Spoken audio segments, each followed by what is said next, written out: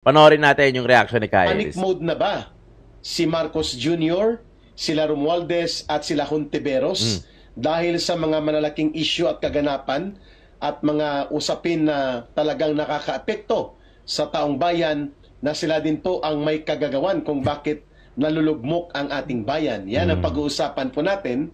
Lalo na po, may mga controversial po na reaksyon itong si Senator Risa Hontiveros. May kaugnayan po ito sa pagkakalantad ng kanyang taktika at modus operandi na tanim witness. Ayon po ito sa revelation ni alias Rene na dati niyang ginamit ito.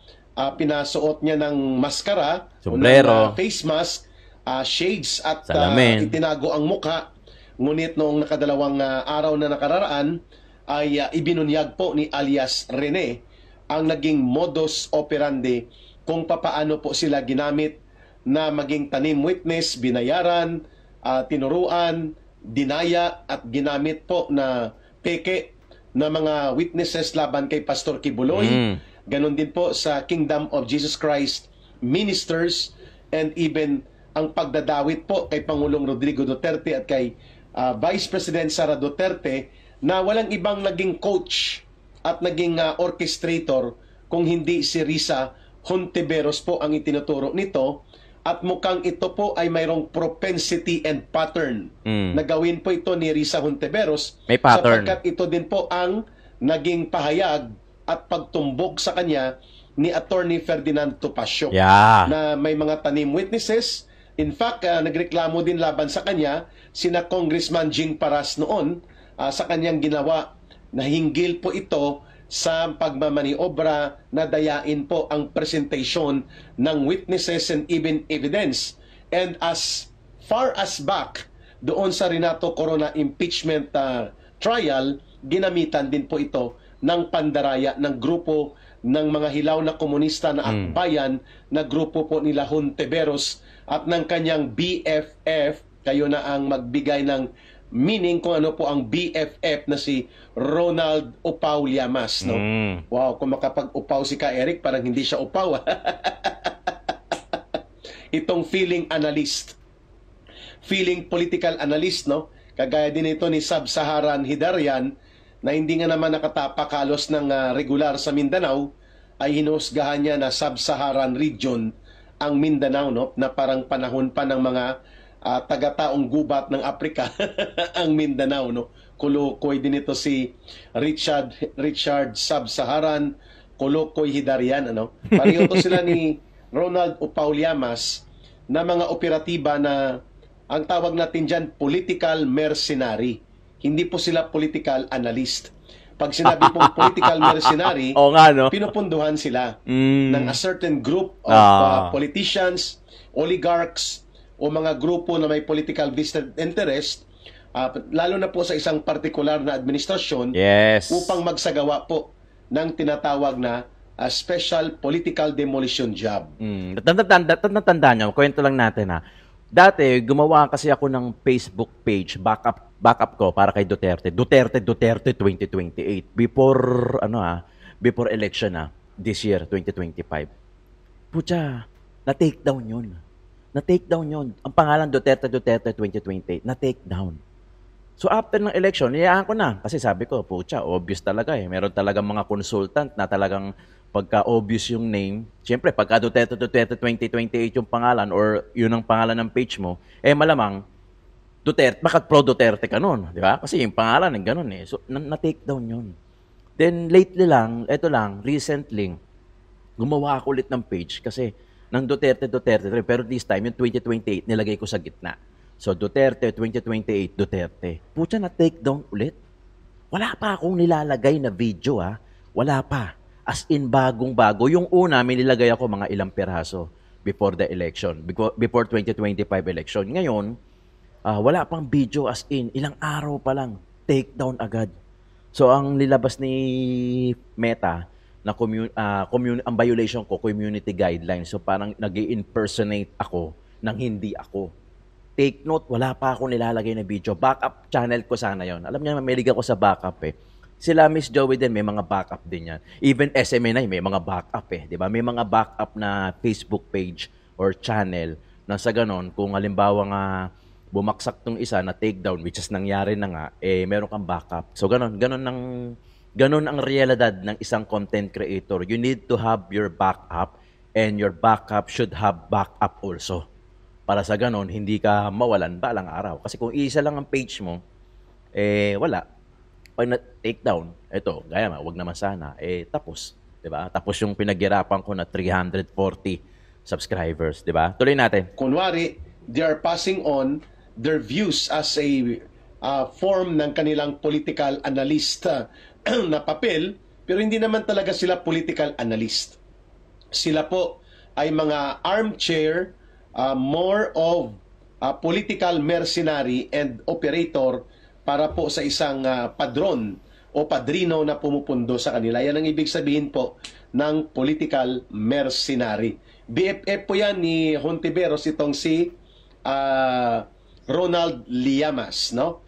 So, nagpa-panic attack daw si Risa Hontiveros dahil galit na galit siya at nanggagalaiti kung ano po ang kanyang gagawing reaksyon sa pagkakalantad at pagkakabulgar sa kanya dito sa paglalantad ng kanyang binayaran at kanilang ginamit sa maniobra na tanim witness doon sa pag-atake nila kay Pastor Apollo Kibuloy, sa mga ministro ng Kingdom of Jesus Christ, kay Pangulong Rodrigo Duterte, and even po pati kay Vice President Sara Duterte. Chess Van, may thyroidism si Risa, kaya nagkaka-panic attack siya. Pwede, no? Pwede. That is a valid observation, Chess Van, no? So, si Marcos din po, nagpa-panic attack. Mantakin mo sinabi niya ni Marcos sa Junior na huwag kayong mabahala, wala namang epekto sa ating ekonomiya at sa ating bansa at sa ating mga mamamayan itong nagaganap na armadong tunggalian at komprontasyon sa pagitan ng bansang Iran at ng bansang Israel. Wow, okay ka lang? Okay din ito si Marcos, no? Sabi nila hindi yan panic attack ka, Eric. Yan po ay kulang lang sa sundot. Sa terminolohiya po ng mga diktos, alam nyo na, diktos ba diktos? Kung medyo pababa na po, yung amats, yung tama, sinusundot yun. Kaya sabi nila, hindi yan, Eric. Follow up. Hindi yan panic attack. Ano ka naman, Eric ba? Follow up. Yan ay kulang sa sundot. Kayo naman. Sundot talaga. Follow up. Parang gano'n. Pag bumababa na yung amats, follow up mo na. Tuloy si Ka Eric, no? Mga kababayan. Dahil, mantakin mo sasabihin niya, bilang presidente ng Pilipinas, wala daw epekto. Don't panic. It's organic. Kung si Mayor ng Manila, ng lungsod ng Maynila na si Isko Moreno, no?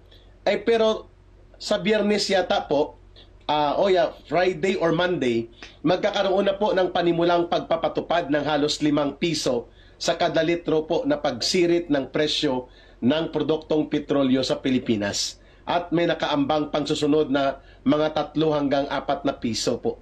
So that's around 9 pesos in a matter of 1 week ang projected increase per litro ng gasolina at diesel at iba pang mga produktong petrolyo sa Pilipinas. So don't panic sabi ni Marcos.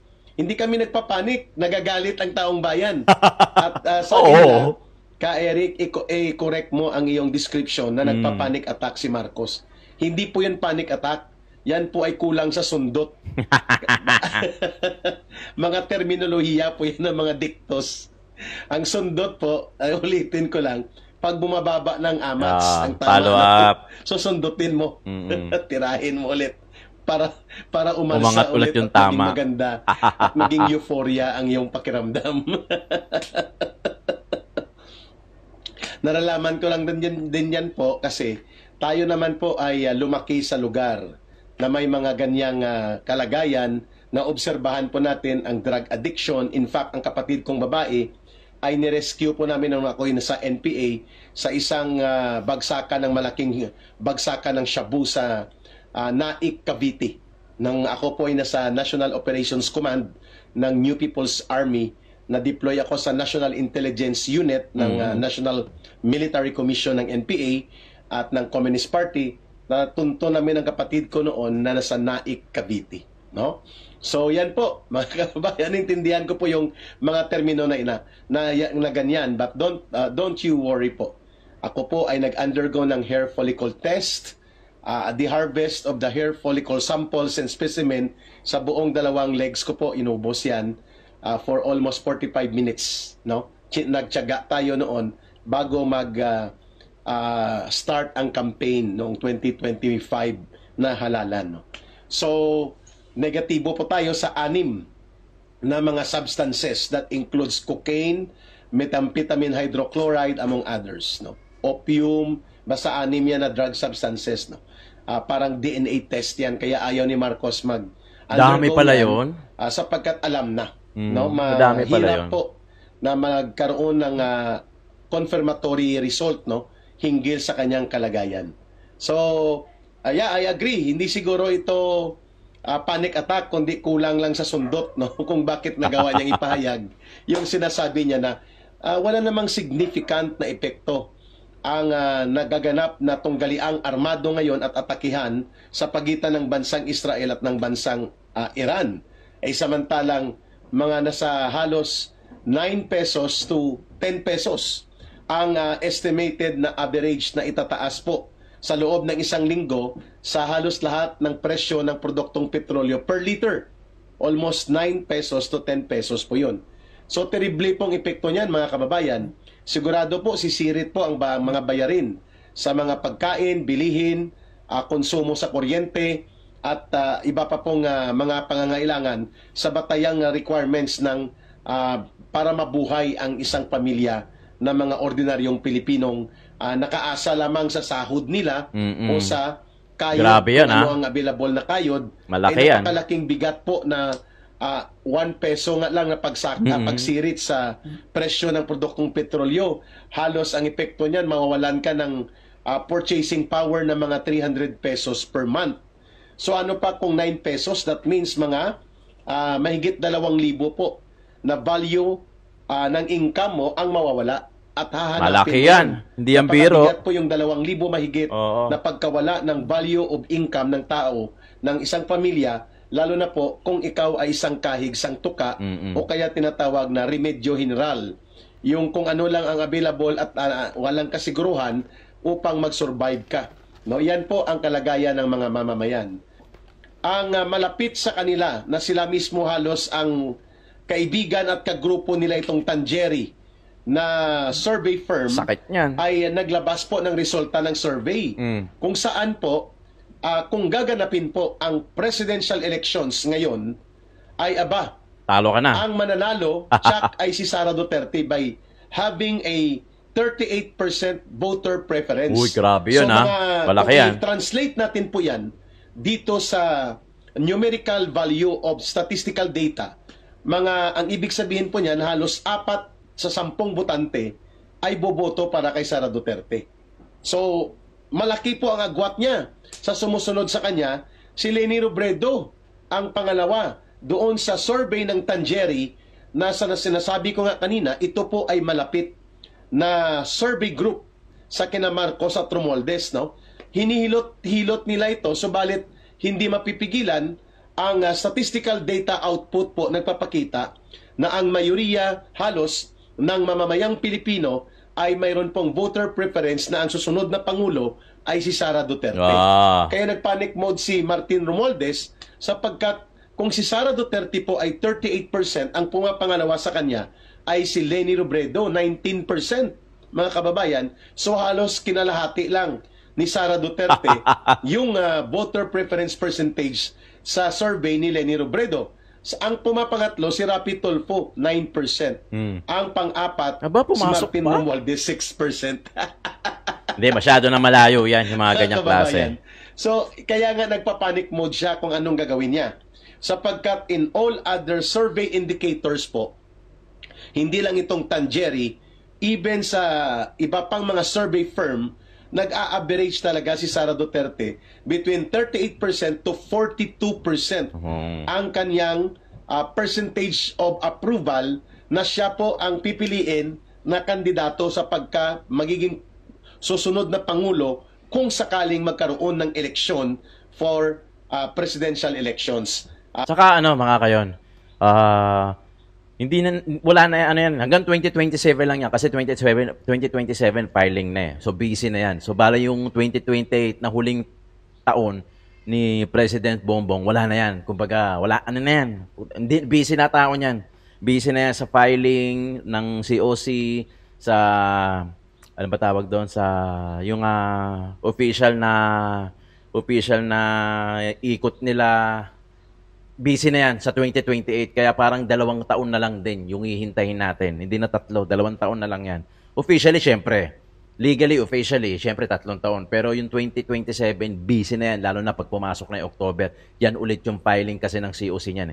October, 2028, wala na. Kumbaga, malaki ang paniniwala ko na talagang si BP Inday ang susunod na presidente Ngayon man natin. o dito sa kasalukuyang panahon na ito. So grabe po ang panic mode ni Martin Romualdez. Mantakin mo, kaibigan mo na ito, kagrupo mo na itong grupo ng Tangieri, at ito po ay hinihilot ang resulta, subalit hindi pa rin mahihilot ay sapagkat pang-apat lang po kulilat si Martin Romualdez. 6% as against the 38% voters preference sa pagkapangulo kay Sara Duterte. So ginagawa niyo ng lahat almost inubos na at nilustay ang kaban ng bayan, hindi pa kontento sa mga mahigit 500 billion pesos sa loob ng 2 taon, kalahating trilyon na peso ang nilustay sa kaban ng bayan. Natawa tuloy si Sally Apilar Fisher. Laki yan. Alam niyo, sa totoo lang ganito eh. Pwede pa nga manalo yan kung tutuusin eh. Diba? Si Martin. Gusto. Oo, mananalo pa yan. O, wag lang sana magbiro ang tadhana, pero ang kailangan kasing gawin, malayong malayo yung agwat. No? Para hindi talaga madaya. Kung malayong malayo yung agwat, tapos magkakaroon ng discrepancy sa vote, dahil kung halimbawang mananalo si Martin, dikit lang yung laban. Pero kung malayong malayo yung agwat ni VP Inday Sara, which is naniniwala ako na talagang ganun ang mangyayari, kahit anong pandaraya pa ang gawin, mahahalata lang sila ng taong bayan. 'Di ba? Ngayon kasi pagdikit, 'di ba? Sabi ng isang political analyst, pagkadikit yung laban, madali na lang dayain 'yan. Pagkadikit. Pero pagka malayo ang agwat, as in talagang milya-milya, talagang wala, ma-obvious lang pagka dinaya. Kasi ginagawa kasi nilang tanga yung tao eh. Katarantaduhan naman kung sasabihin natin walang daya. Huwag nga ako. Di ba? Ano lagi ko sinasabi, hindi kami pinanganak kahapon. Hindi kami parang bata na pagka binigyan mo ng lollipop, mauupo mo na. Di ba? Sasabihin na naman nila, wala naman kayong ebidensya. Bakit kayo nagsasalita ng ganyan? Personal opinion ko to. Kung mali ako, itama nyo ako. Diba? Pero lagi ko sinasabi, hindi kami ipinanganak kahapon. Puta, sino maniniwala na walang dayaan? Diba? Baka kahit konsensya mo, sabihin mo na walang dayaan, hindi maniwala sa'yo. Diba? Panoorin natin niya itong press conference ni Princess Abante. I will refer to the statements of Attorney Bukoy, the official spokesperson of the impeachment prosecution panel, that the prosecution is prepared to file the necessary pleadings before the deadline given. So, for the details, we have to check with Attorney Bukoy. But this is for the for the certification. Yes. Ito yung in-approve po ng plenary. Yes. Kaya nga, it was already approved by the plenary, but the actual submission will depend on the House Prosecution Panel as part of the pleadings that they will file before the impeachment court. So, on that, we refer you to the Prosecution Panel. Opo. Ma'am, since you're also the House spokes, baka kaya niyo pong sagutin if the House in the 20th Congress will comply with the second requirement of the impeachment court? At this time, considering that the 20th Congress has not been convened, hindi the case. Ma'am, the presiding officer of the impeachment court was also asked in a press conference earlier today kung pwede po bang walang compliance ang House sa second requirement pero magsasubmit sila ng appearance ng PROSEC. Ang sagot po ni SP Cheese, lahat yon posible, ayokong pangunahan, sa tigas ng ulo nila, ayaw ngang tumanggap ng pleading, di na ako magugulat kung gawin man nila yon. Biruin mo, pagtanggap lang ng order, pagtanggap lang ng pleading, pagtanggap lang ng answer, pagtanggap lang ng appearance, pati yon papahirapan. So di na ako magugulat. Kulit And mo, then ha? later on he said, pero magkikita-kita kami sa tamang panahon, kaugnay niyang ginagawa nila sa panahong ito. Your comments po. Well, hindi naman kami nagpapahirap. Kaklaruhin natin kung ano yung mga factual na pangyayari doon sa mga binanggit ni Senate President Chis Escudero. On June 11, during the last session day of the 19th Congress, a motion was made to defer the acceptance of the remand of the articles of impeachment, which was approved by the plenary. So, kaya hindi pa matanggap ng House because there was a motion approved sa plenary. Doon naman sa entry of appearance, again, pinapaliwanag natin, wala naman tinanggihan. Hindi nga lang kasi nagpakilala ng maayos ang mensahero kung ano yung binibigay nila sa House na dokumento. Hindi naman sinabi kung entry of appearance to o para saan. Walang tinatanggihan, walang pinahihirapan. Ang gusto natin, isang trial na magawa forthwith. Lintik na forthwith dyan. Thank you, Tina. Actually, kahit ako hanggang ngayon, hindi ko pa rin naiintindihan yung forthwith na yan. Ano talaga. Naging issue pa yung isang salita. We will Eh. now move on to the next questions from Melalis Moras of TV4. Hi, good morning po. Ma'am, follow up lang din po dun sa tanong ni Ate Tina. Kasi may nabanggit din si SP Cheese Escudero na about dun sa hiningan siya ng reaksyon sa mga statement nila retired SC Justice Antonio Carpio at iba pang mga tao na talagang tinututulan nila yung posibilidad na hindi matuloy yung trial. Pero ang sabi ni SP Cheese Escudero, gigil na gigil lang sila, hindi ko trabahong pawiin yun. Ano pong masasabi given that House Basag, prosecution team is really pushing din na talagang matuloy yung trial at makapagpresenta po tayo ng ebidensya? Kasi dapat lang matuloy ang trial. Yun naman na nakalagay sa saligang batas eh. Wala naman tayong pinaghuhugutang pang personal o pang politika. Ang sinusunod lang natin, yung nakalagay sa saligang batas, which is to proceed with the impeachment proceedings forthwith. So hindi naman po yung panggigigil. Kumbaga, alinsunod lang sa Constitution. Sumusunod lang po tayo sa alituntunin ng saligang batas. Ang inang Okay. Tanongin ko lang po, ma'am, si Attorney Agay Cruz. Welcome po sa House. Ma'am, by Monday, June 30, 12 noon, officially start na po kasi yung pagiging congresswoman nyo talaga. Kayo po ba as early as now, are you planning to file bills now or may mga naihanda na kayo? At ano po kaya yun, if ever? Thank you very much po, no? Ma'am, gusto ko talaga sabihin, thank you for your wonderful question. Siyempre po bilang ngayon ay papasok at upon June 30, I'm coming from an executive role and excited also to bring my experience po bilang isang punong bayan pagdating po sa mga nakikita ko na mahalagang mga dapat na i-prioritize po ng ating administrasyon. Marami po tayong mga hinahanda na mga batas and also to advocate siyempre yung mabigyan ng pondo yung mga programa po. So, especially for health, para po sa education. And ako coming po from a province na Central Luzon, na kami po ay flood prone. So, isa din po yan sa mga gusto namin na i-advocate for a master plan, for flood mitigation, disaster resiliency, and many others, especially in areas of, again, health, education, and resilient infrastructure. Opo. Ma'am, nabanggit nyo kanina, isa rin kayong lawyer. As a lawyer, are you willing to extend your expertise or views din sa ating House prosecution team na nag-aasikaso ng impeachment? Well, I wouldn't exactly say that I am an expert. So for now, as an incoming po na district representative, I am just, I appreciate na nakikita po natin na gumagana po ang ating mga democratic institutions.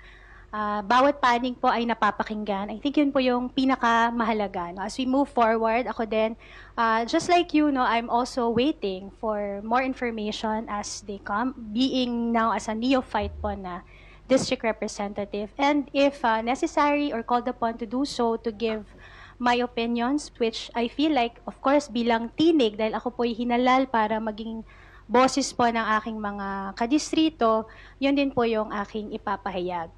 I feel na it's very important that we be more transparent also with the process, the procedures, and I am just here to also fulfill my mandate as a district representative. So, yan lang po. Opo. Sulitin ko na po yung Neophyte yan. chance. Soundbite lang po dun sa mga recent statement ni Speaker Romualdez, Attorney Abante, and even Kong, you can also answer.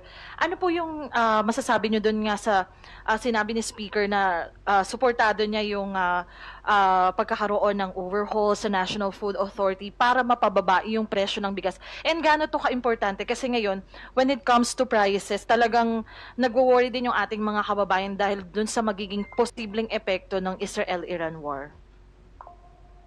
Yun na bababa yan. The speaker supports the NFA revamp bill, no.